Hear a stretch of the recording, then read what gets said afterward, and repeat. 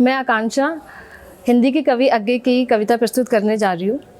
यह दीप अकेला स्नेह भरा है, गर्व भरा मदमाता पर, इसको भी पंक्ति को दे दो।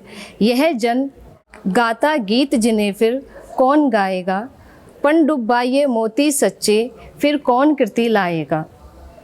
यह समीधा ऐसी आग हठीली बिरला सुलगाएगा, यह आदित्य यह मेरा, यह मैं स्वयं विसर्जित।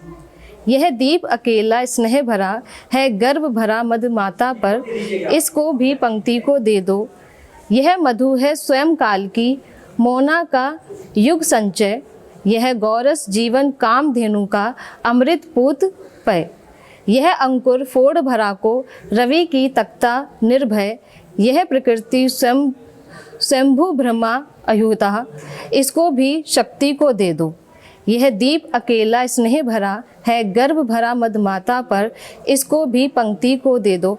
यह वह विश्वास नहीं जो अपनी लघुता में भी कांपा, वह पीड़ा जिसकी गहराई को स्वयं उसी ने नापा। कृत्या अपमान अवज्ञा के धुंधाते कड़वे तम में, यह सदा द्रवित चिर जागरूक अनुरक्त नेत्र।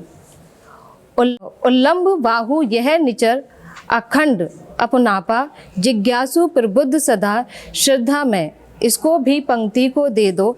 यह दीप अकेला स्नेह भरा है, गर्व भरा मदमाता पर, इसको भी पंक्ति को दे दो। धन्यवाद।